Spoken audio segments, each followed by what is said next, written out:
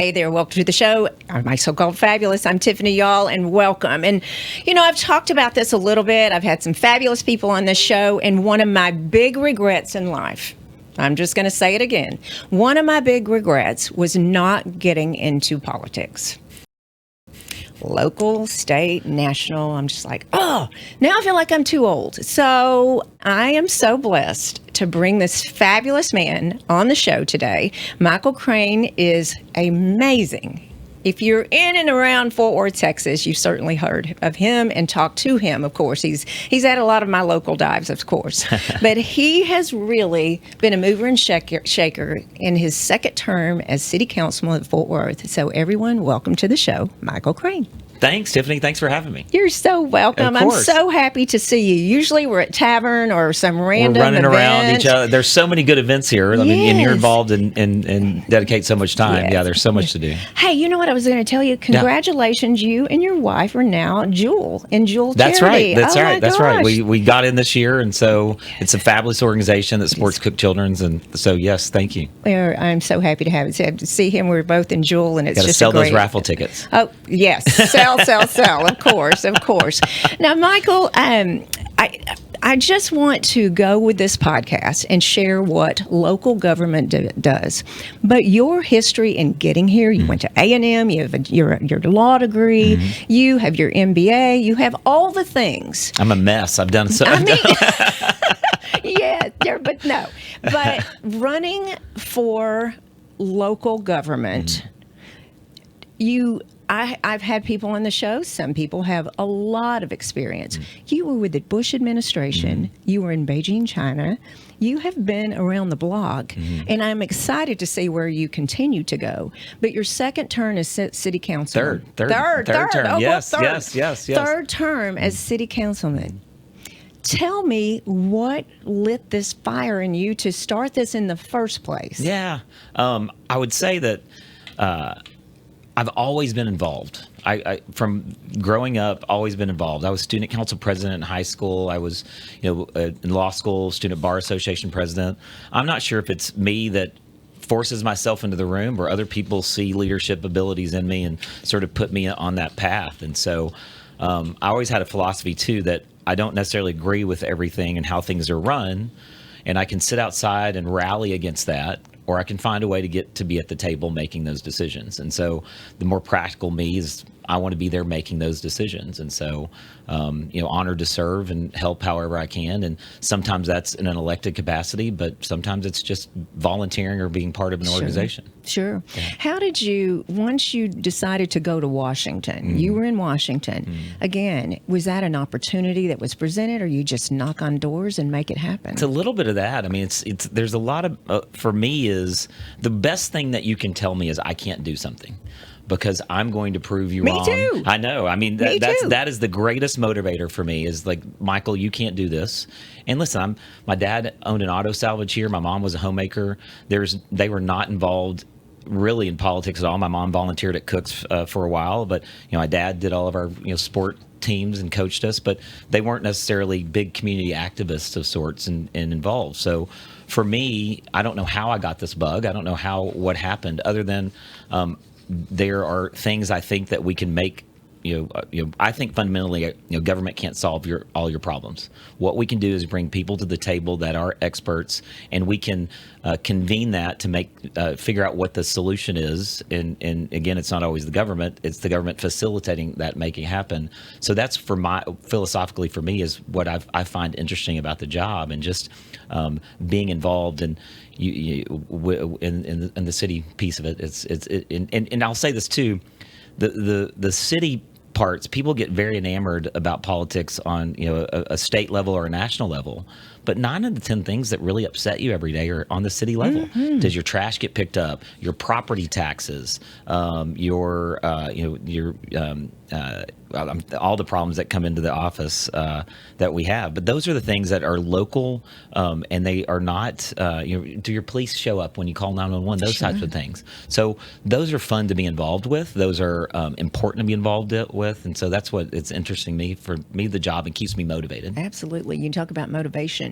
My dad, when I was in high school, he said, Tiffy, I bet you cannot save $1,000. watch me. Right. 2,000 later. You know what I mean? Yeah, It's just yeah. that. And there's that motivation, but not everyone has that motivation, Yeah, right? yeah. I mean, what's your love language for sure? Sure. I mean, I love that. I love that. Okay. Michael, tell everyone, we have global listeners, Mm-hmm. tell them about Fort Worth. Like, what is Fort Worth? I talk about it all the time. You do on your podcast. Yeah. What is Fort Worth? Well, I'll say this. I've served for a bit. You alluded to the Bush administration. My last 3 years of the Bush administration, I was in China, in Beijing, and it was a great experience overall. But I think being out of even the United States, lived in Washington, being out of that gives you the full appreciation of what Fort Worth is. And I'll be honest, when my wife and I left to move to Washington in 2000, we were never coming back. Fort Worth is a sleepy little town. If you remember in 2000, almost 26 years ago, I think we had a population in about maybe 500,000, 600,000. The county was 1 million. We've now surpassed that. We're 1 million in the city of Fort Worth, over 2.2 million in Tarrant County. But it was a sleepy little town. Now because it's such a great culture here, we have every night there's probably 5 events you could go to. There's hundreds of restaurants that you can go see. The art scene. There's so much happening here. That's what I tell is like there is a place for everybody in Fort Worth. You find your place. Mm-hmm. It may be in any of those things that I've mentioned, but there is so much part of being here, of things to do and places to be, that it's just we're growing and it's not stopping, and that's a good thing. Oh my goodness! In the film industry, we can talk about that too. On yes. my street, yes. I mean, the film, and it is amazing, isn't it? It is, and there are jobs being created out of it. I don't know if you know, I was in Landman 2, and then I was also in Lioness, and I did also Madison, which hasn't aired yet. He's an actor too. Oh, I don't know about that. I sit there with a look on my face in the background, but I'll say that I wanted to experience it. As conservatives, you sort of get hit sometimes by giving film incentives and these other things because it's Hollywood money going to Hollywood. So I wanted to experience it myself. And what you understand is we might only focus on the 2 or 3 people that are in front of the camera, but once you start looking at the other 100 that are behind the camera, and then there are all these jobs behind that, and the trickle down from there of they're out eating at restaurants, they're the food that's being ordered, they're staying in hotel rooms, all of these other parts of it. These are real local jobs being created. So it's kind of an exciting time for us, because if you're watching any of these, even Lioness is supposedly filmed in DC, but you look and go, you can see behind the scenes of, oh, that's so and so, that's that place, and right. It's very exciting. It's so exciting. Yeah. They were they've done our street a couple of times, Yeah. filmed in the past 2 months, and it's just so exciting. It is. I mean, it's just like, what? And I was thinking about that, Michael, driving down when the streets, they're closed off and they let us in and out. But the number of people walking down the street that are employed behind the That's right. scenes. The grips and it's amazing the jobs that are being created. Yeah. How large, you just talked about how large our city is. Yeah. What number, where are we ranking in the United States? We're the 10th largest city in the United States. I think that we're on track by 2030 to be the 9th largest, just looking at our growth. Here's the deal. Fort Worth is only half developed out. We have lots of what was called ETJ, extraterritorial jurisdiction, that surrounds us, that will be annexed in as we grow. And so, when people say they moved to Dallas now, they're not really moved to Dallas. Dallas is done. It's landlocked. Really? They're moving to Frisco or McKinney or some other places around it. But the Metroplex now, I think we're on tap by 2032 to be the 3rd largest metro area in the country. Will be bigger than Chicago. Wow. So you've got New York and LA, and then we'll be 3rd. And it just tells me, and for me, it's an exciting time to be a leader here in Fort Worth, making sure that we get this correct with the growth.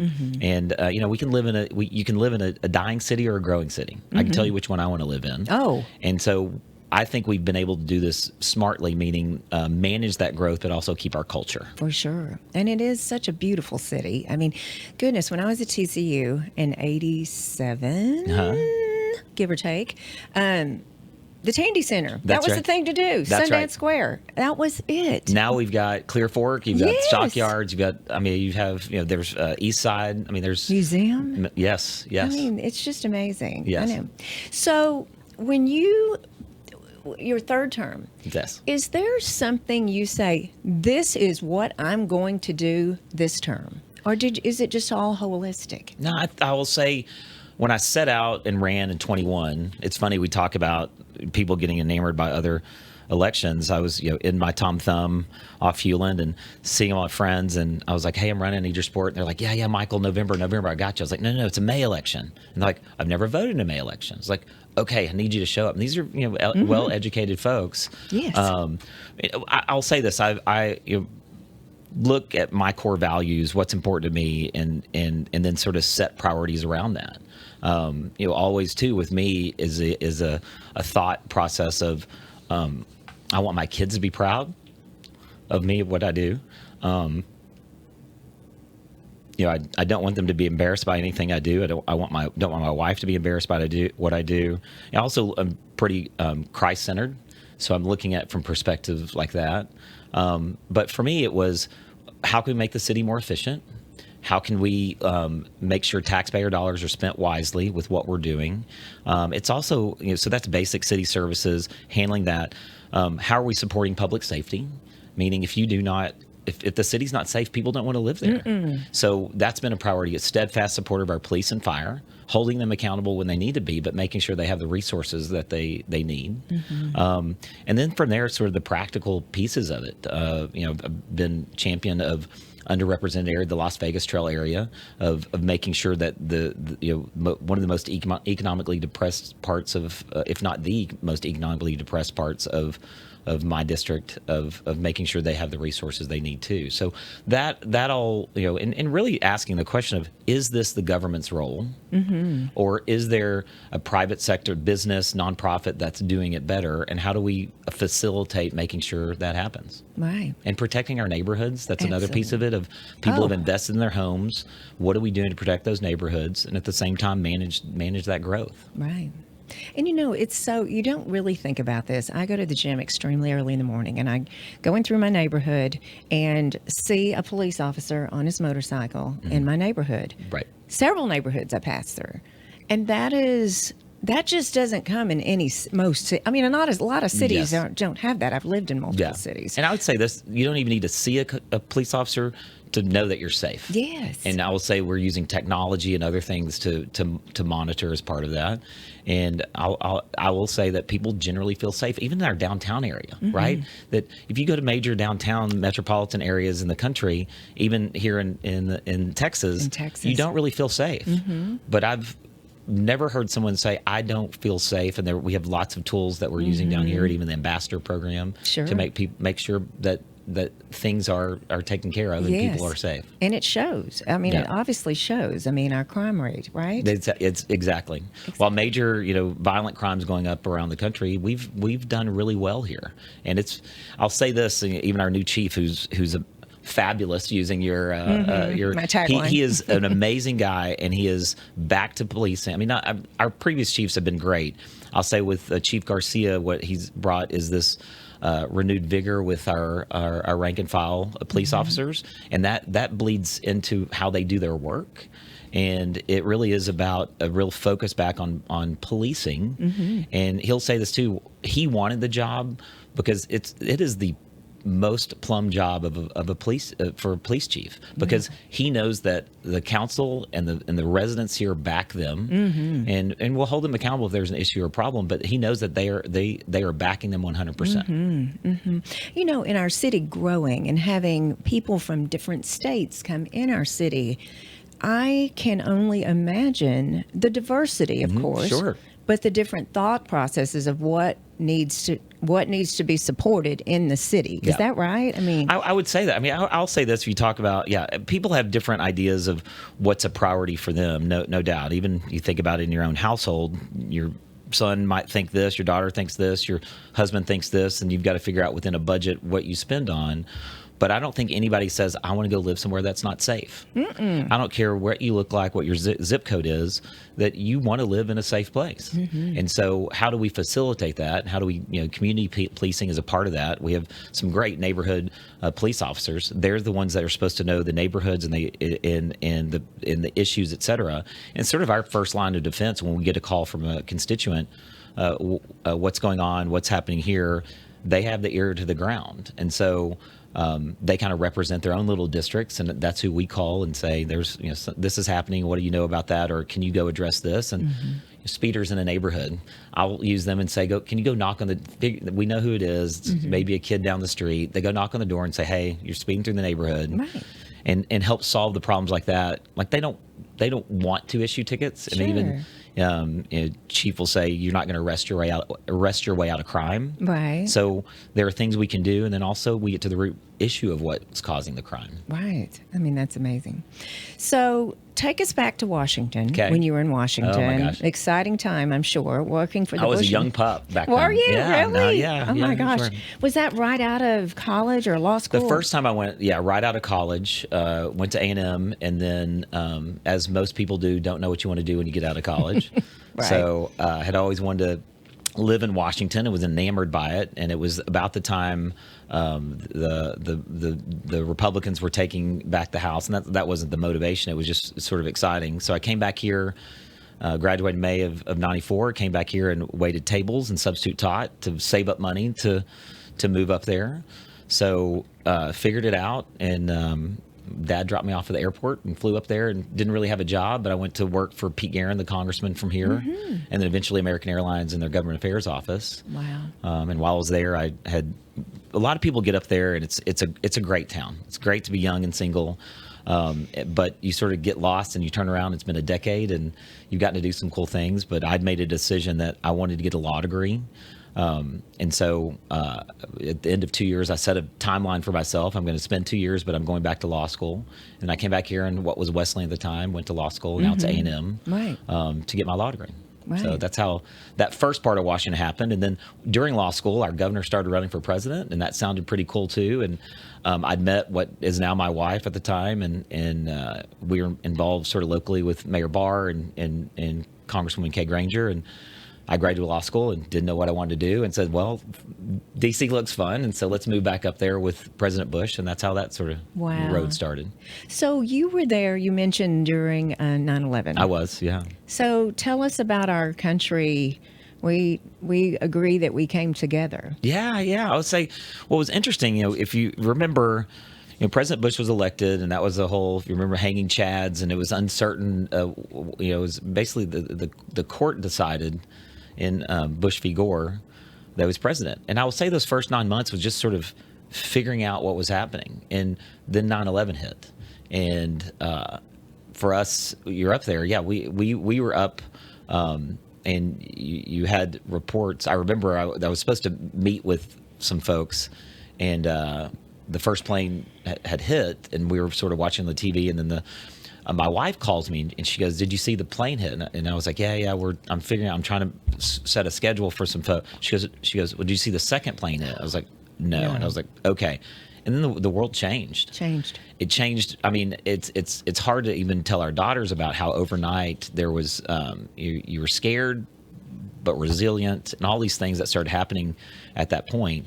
And we were in D.C., so you had military vehicles start deploying on streets, because if you were, I don't know how you got it here, but in D.C. there were calls happening. There was a bomb here at the State Department, a bomb going off here. You had all these false reports where people didn't know what was happening. And so my wife, we kind of worked within the block of each other. They evacuated her building. My boss didn't want to evacuate our building, so we stayed there for a little bit longer. But that next sort of few days, the National Day of Prayer and very, very visual pieces of it. We were there when standing out on our corner when Bush came back and was Marine One was going to the White House to put him back, where he addressed the nation from the White House that night. But I will say that we all came together, and I remember we had planned to put a flag out of our house. We already had it. We just hadn't put it up, but it was. It then became a sense of urgency to put that flag out on the house, and people started putting their American flags out and sort of celebrating being an American. And then we all rallied together from there to, recover. Right. And I know Mrs. Bush at the time realized that her role too was to be sort of the comforter in chief, which gave President Bush the ability to understand his role of being the the military leader. Like we're going to find these people, and it's never going to happen again. And we can say under our watch, it didn't. Yeah. There are lots of thwarted attempts that I think papers will come out as they're able to be released over time to show the number of other efforts that were thwarted and people that were arrested as part of other plots to hurt us. You know, and we all remember where we were, obviously do. Yeah. Exactly where we were. And I agree. I've never seen anything like it. And I won't again, but the country coming together was just so comforting. You know what I mean? It was. You know, and then we have the pandemic. Not so much as coming, you know, just interesting world affairs. And I think we live in interesting times. And I think there are people that want to figure out things to divide us. But I wish we could get back to that part where we realize we have more in common than we do different. And so what are those common grounds we can agree on and celebrate? And then let's work on the areas that we differ. And so that's what's most disheartening, being in a public role at this point, of having people understand that we can figure out some common ground. We don't have to we don't have to tear each other down. We don't have to be hateful.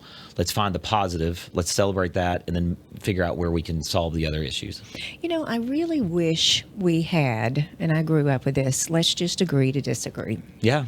I really wish that was more of a mantra, you know, and why we have to be proven right. Right. You know, I mean, we can think we're right, but then it's just a disheartening. But, you know, that's what makes the world go round, too. It's seemingly, and obviously the world of social media is exacerbated that. It's people ask me, I heard this, and I will always ask the source. Where did they get it? Because I want to know what the source is, and then we can address what the veracity of that source is at that point. But it's also the phenomena as of late. If you start watching something, you start being fed more about what that is, and your friend can be watching something, the same thing, but getting totally different feeds. The algorithm piece of it, and that's what I want more people to understand. Of this is a game being played. And so there are people feeding you what they think you want to see. And then if you do it, and listen, you can talk about something on your phone, and all of a sudden you start getting ads for that. So it's a game being played. So sometimes you got to step back, and figure out what the real truth is. And I've always had the philosophy, like, I want to go figure something out. Like, if I don't know something, I'm going to go figure it out. I'm going to go ask the experts. I'm going to go ask other people. And I'm going to ask people that I know probably disagree with my philosophy, because it makes me learn something about myself. Exactly. Yeah. Exactly. We're always learning and growing. That's especially making ourselves better, for That's sure. Right. Yeah, you know, that's that agree to disagree, and let's all just get along. And it's very difficult. But it's so easy for you and I to sit in the studio and say that. Yeah, so, it is. It is. Yeah, it is. So tell us the day in the life of a city councilman in a city the size of Fort Worth. Well, I don't know that I'm typical, and my wife would probably back that up in anything that I do. For me, you know, this is sort of my season of service, and who knows whatever. But I'll say that I wake up every day and go to sleep every night thinking about, these are the things I'd like to get done. This is what I'd like to accomplish. Here's how I want to help. And so for me, no day is the same. Tuesdays are council days, so we try and pack those with meetings as much as possible. Today, that is true. We're here today. So part of sorry, it. Yes. Oh my gosh! But it all worked out. No, but I learn by talking to others. So if there's some issue or problem, I want to figure that out. I'll do meetings. They're not. Listen, I don't spend time at City Hall. I don't think you lead by sitting at a desk in City Hall. That you've got to be out there. You've got to be talking to people. You've got to be attending things, and just understanding the landscape. So I'll sit at a Starbucks and have meetings there. Or, as of late, I do some walking out on the trail. So I invite people to come walk with me and do meetings there. If I'm invited somewhere, I usually try and show up. And I tell people, even if you don't invite me, I'm sometimes going to show up anyway. Yes. So for me, it's that's what I think the role is just being accessible, available. I give everybody my phone number, 817-677-8258. Use it. Because that is something else. Well, it's I want people to know that I'm accessible. I'm out there. I may not be able to solve your problem, but I'm going to try. And I think that's just what good leadership, good stewardship is. Okay. Balance and everybody's wellness and everyone's lifestyle and balance is all described differently. Sure.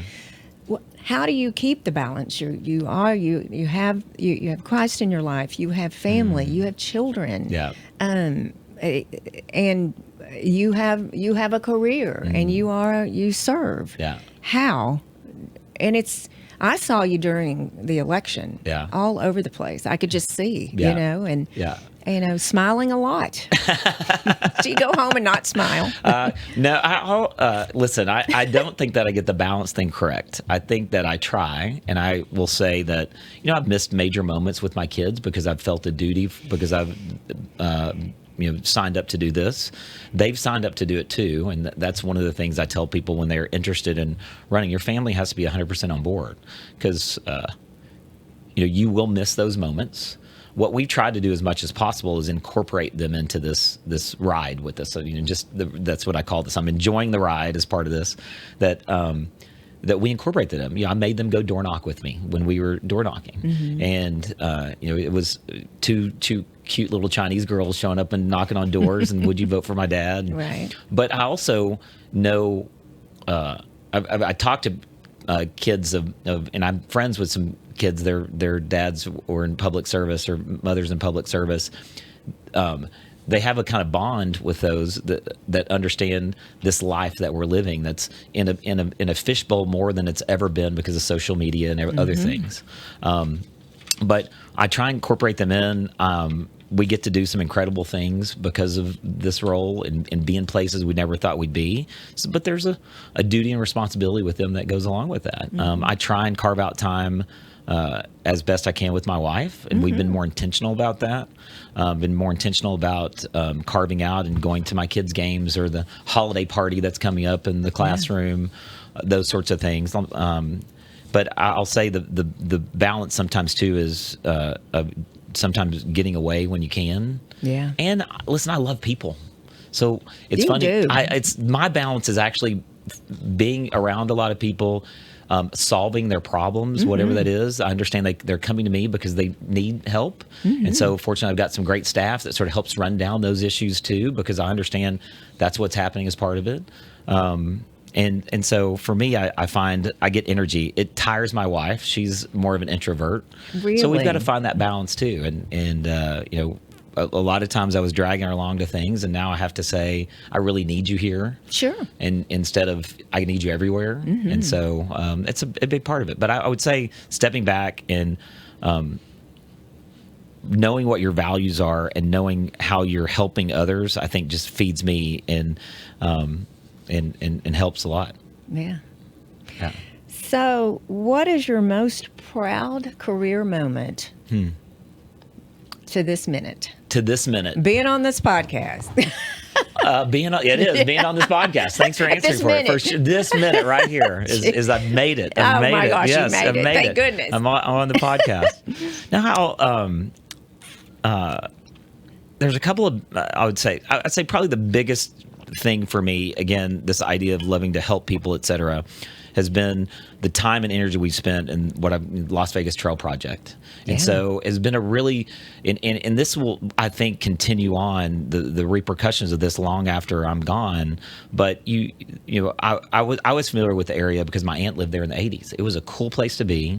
And the Las Vegas Trail area, for your viewers that don't know, is roughly bounded by 30 on the north, Camp Bowie West on the south, 820 on the east, and Cherry Lane on the west. About as we're unpacking the statistics, about 10,000 people live in that area. It's about 1% of the population of Fort Worth. It was 4% of the crime. So when we started unpacking that, realizing there's a lot of city resources being put in there. If it's crime, it's police and fire and other things. What can we do to help? And my predecessor really started it. And when I came in 21, we started calling it LBT 2.0. We employed a revitalization plan, but we've been able to turn around a lot of the issues there. We had some simple pillars. One was education. From there, over the last 5-6 years, reading levels have gone up double digits. We're able to attract Idea Public School, a charter school, into the area. Leonard Middle School is now a STEM school as part of that, and that's all ISD. I'm not taking credit for any of that, but I think it was we've got to do what we can there. You've also got some, in that same vein, Head Start is coming in there and building a 58 classroom facility. Wow. And so, as we know, childcare costs are extremely expensive, but also if you it's not days when I was growing up and you're left with Aunt Pauline and put in front of a TV or let run around. Sure. You really need to have some curricula, so you're ready to learn when you go into kinder or pre-kinder, right, as part of it. So that's popping up. We focused on healthcare. So I brought early on the heads of all the hospitals or the representatives into a room and said, this is the closest healthcare to Las Vegas Trail was really Como. Wow. And so if you know where Como is to Las Vegas Trail, the mobility of getting to there. And so what they were using is they were going downtown to the hospitals, JPS or Cook Children's, and using them as primary care. Right. So if you want to be fiscally responsible, and for every dollar you in primary care, you're saving $10 on emergency care. I'm making those numbers up. I should get what they really are, but they're exponential. So if someone's getting primary care, they won't hopefully go into long-term illness, right, because it's being resolved up ahead. So Cook Children's came together, set up the first of its kind public-private partnership. They're co-located, and so people can go in and get with Cook Children's, get what they need, and they go into the JPS side and get the adult care that they need. Right. And so that's been amazing to watch. And then we focused on housing, and I've rezoned all the dense multifamily in there to create what's MU1, which the best I can describe is downtown. You got commercial on the top and living on above it, so it can increase that. And then there's 2 years ago, the first ever development in a decade came in with the tree nursery farm, and you have more. So there's been about $100 million of public-private investment going into that area.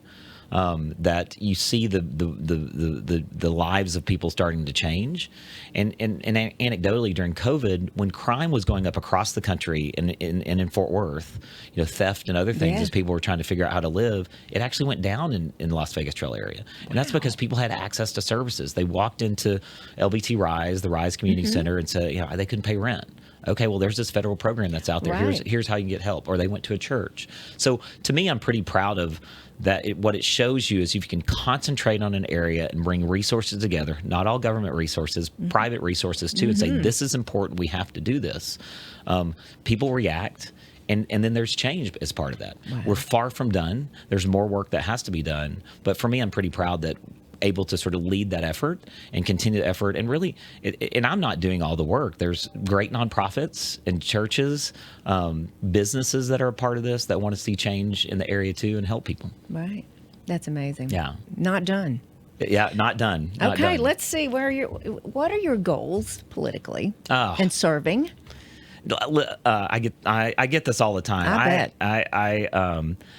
If you'd asked the young Michael Crain running around if he'd ever be sitting in this chair, that's you. So it's always funny to what's next? Sure.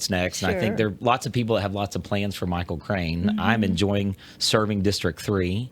It's been really a highlight of my lifetime, and it's funny. I've served principals before, and then being in this role, it's interesting. And listen, I'll continue to do this. What I'll say is, I won't do this forever. Someone's going to have to step up and take this role on. We need good people to step up.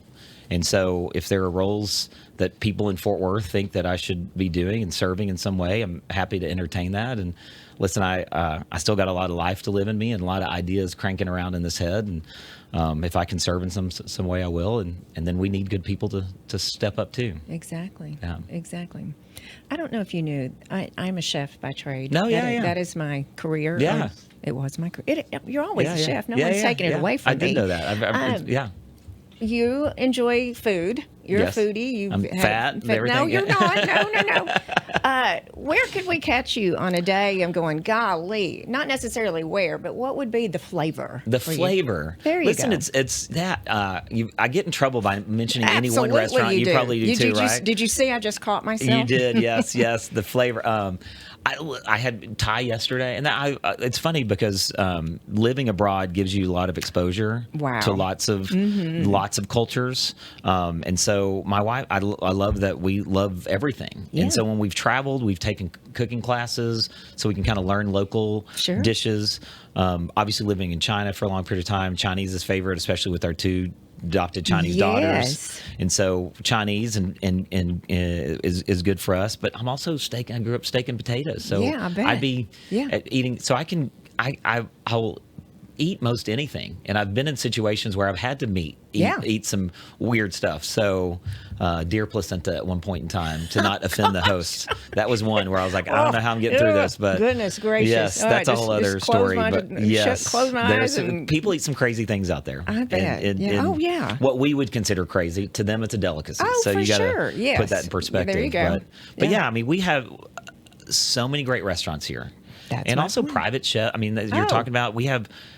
That's what's I think exciting for me, and you can eat all week long 3 meals and not eat the same thing. It's and beautiful. So it is beautiful. It's for beautiful. Sure. I love seeing it, and I work with so many fabulous restaurants and chefs. And Yeah. and I rewind the time when I was at TCU and just go, golly, it was down in University. It was, Old Style, and it was Chili's and Hofbrau. Hofbrau House, That yes, was- right there, yes, where Maria's is now. Yes. Yes, So yes. you how it's changed so much, and I read our magazines and publications, and of course the internet because I'm in social media. But I just am Yeah. so proud. A big night out was going to Chili's. We don't have to go to Dallas No, anymore. it's true.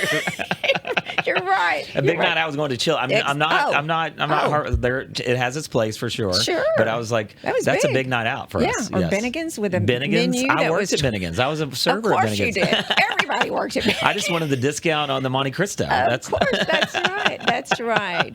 Well, you are a delight. Thank you. I think you're fabulous. Thank you. I know you're fabulous, and how you serve and represent this city and the United States is quite amazing. And I am so blessed you came on today. Thank you. When it's his busiest day of the week. No, it's all good. All part of the Well, fun I for sure. appreciate Well, it. thanks for having me on here for sure. Absolutely. And everything is in the show notes, everyone. And if you need to connect with Michael, we can certainly do that as well. And I say it every single Tuesday, and I mean it. Everyone, keep being fabulous.